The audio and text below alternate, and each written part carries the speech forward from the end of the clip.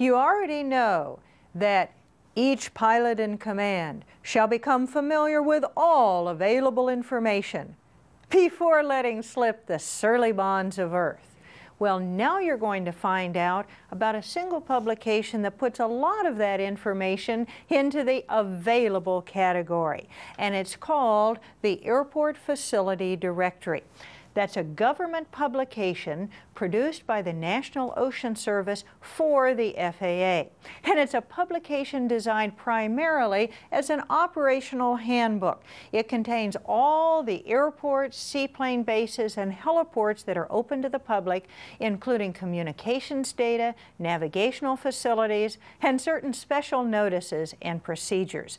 Now, a new edition is published every 8 weeks so that you'll always have the latest information available.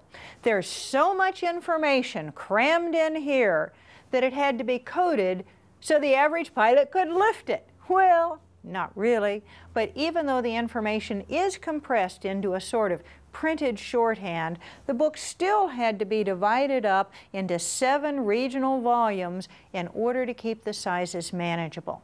Now, for smaller airplanes like your Skyhawk, 1 volume should cover your operating area.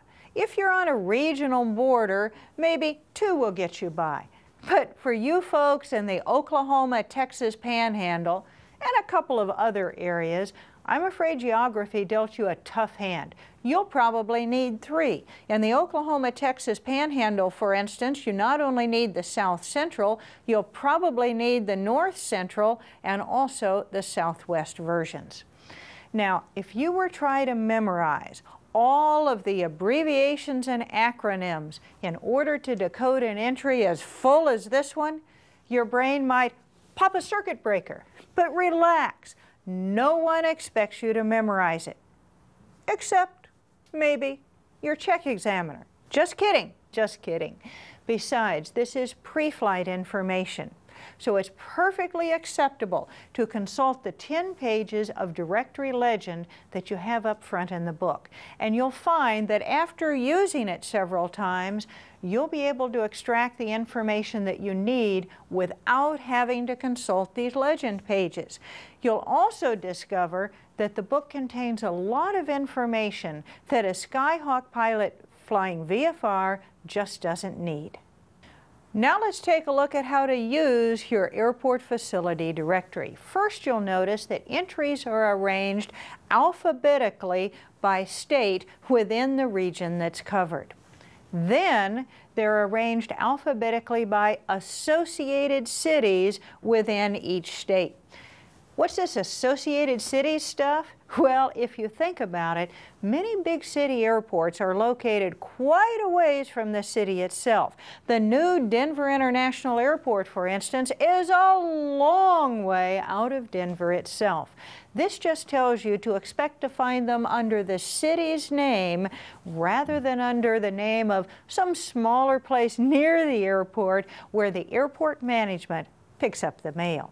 But what if you know the airport by name and have no clue what city it's associated with? Suppose, for instance, that you know you're familiar with John Wayne Airport in Orange County, California, but you've got no clue what city it's associated with. No problem, because they're cross-referenced. After that entry, you'll see the city listed, see Santa Ana. Now, if there are several airports associated with a particular city, like there is at Tucson, then they're arranged alphabetically under the city's name like this. Here's Tucson, and the airports under it are, first of all, Avra Valley, then an air park, Cascabel Air Park, and then the 2 other airports that they list under there are Ryan Field and Tucson International. Now let's take a peek at the entry for San Jose International Airport and see what we can find. First of all is the identifier for the airport, in parentheses here, SJC. It's kind of an abbreviation for the airport name. You'll find location identifiers used by the FAA in place of airport names in flight plans and computer operations. And they're also very handy when you start navigating using GPS. Now, for some smaller airports, instead of a three-letter identifier like that, the location identifier could be a combination of letters and numbers. For instance, at Baker, California, it's 002. And it can be very confusing when the letter O is part of it. So zeros are always printed with a slash through them like this. This is 0 Oscar 2. You may also find some airports with 4 characters, in which case sometimes the 2 letters, like here the NV11, the 2 letters NV, will sometimes suggest an abbreviation for the state. This happens to be located in Nevada. That's not always true, but sometimes it is. Now, if you take a look at the San Jose entry again, this note, 2NW, tells you that the airport is 2 nautical miles northwest of the center of the associated city. Be careful, though. It is easy to mistake the location sometimes for the airport identifier. Just remember that the airport identifier is always enclosed in parentheses. Now, all references to hours of operation in the text are given in Coordinated Universal Time, or Zulu as you've come to know it. This cryptic entry right here just simply shows you how to convert to local time. In this case, what you would do is subtract 8 hours if you're on standard time, and subtract 7 hours to get to local time if you're on daylight savings. To the right of there, you've got the latitude and longitude, and this is how the GPS receiver in your Skyhawk knows where that airport is located. Now, they also give you information about the field elevation on the airport. This 58 right here tells you that the field elevation is 58 feet above sea level. And the B tells you that it has a rotating beacon to help you find your way home on those dark and stormy nights. And this S4 right there describes the services that are available. It tells you that all kinds of major repairs are available. And because it says fuel and 100 LL for 100 low lead, obviously 100 low lead avgas is available just in case your Skyhawk needs a drink. Now, when you take a look at the runways, first of all, the first runway combination we've got listed is 12 right and 30 left. And that runway is hard surface, and the length of it is 10,200 feet long, and it is 150 feet wide. Also, it is asphalt, and it is grooved asphalt. That's the kind of surface that it has. Now, when you take a look on runway 12 right, what you see is that it has a medium intensity approach light systems, but that's for instrument work, but also it has a PAPI, the Precision Approach Path Indicator, on the right side of the runway that gives you a glide slope angle. That's what the GA stands for, glide slope angle of 3 degrees. And when you take a look at that, it says it will bring you across the threshold at a height of 76 feet above the threshold, and the threshold is displaced 890 feet. Now, why is that threshold displaced? Because there is a pole adjacent to the runway.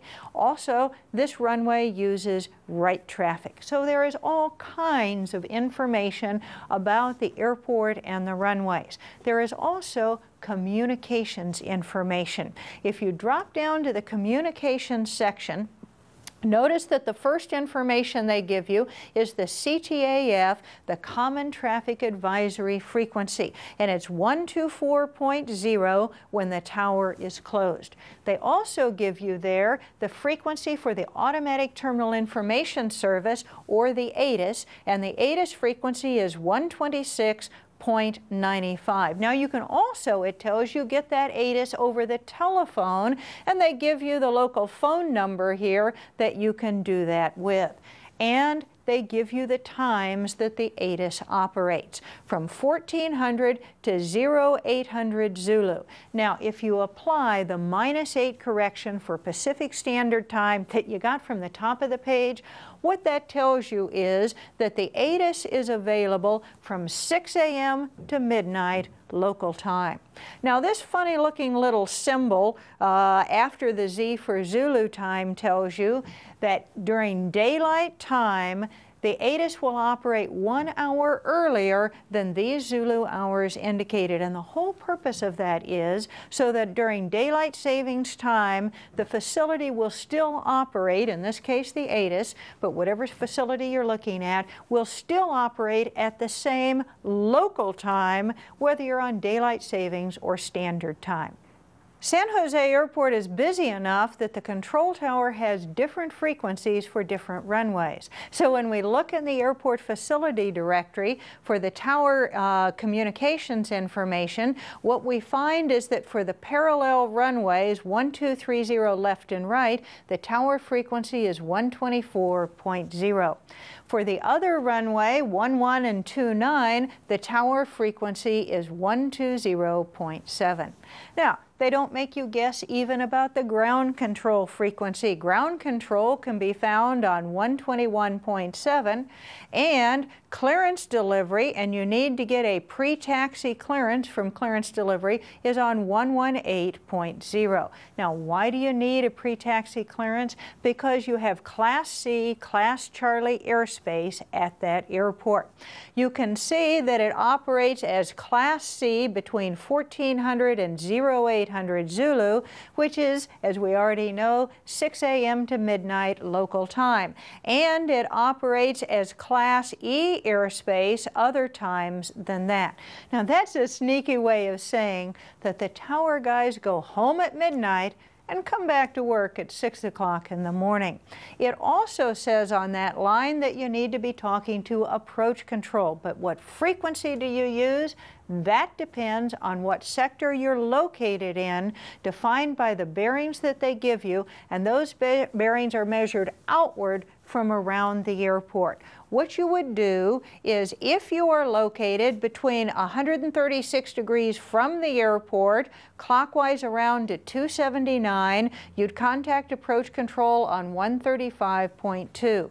If you're located from 280 degrees, basically west of the airport, clockwise around to 80 degrees, then you'd contact them on 121.3.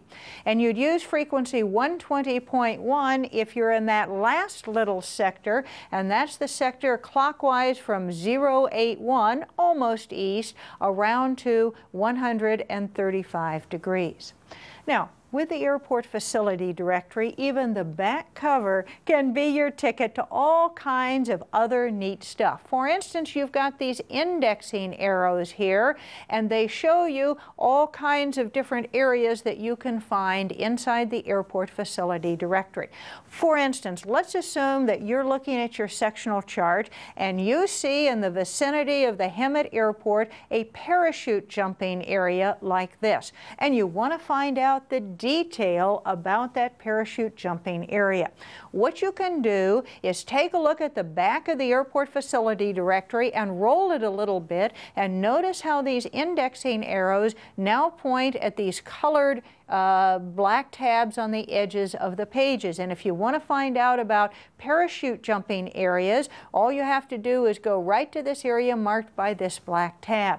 And when we do that, what we find is the page of parachute jumping areas, and we can go down that page and take a look at the entry for Hemet Airport. And when we find Hemet, what it does, here's Hemet Ryan Airport, it gives you the detail on the location of the parachute jumping, what altitudes they go up to, and gives you information about the times. It's daily sunrise to sunset at that particular airport. Tells you when, where, and exactly how high that activity might be going on.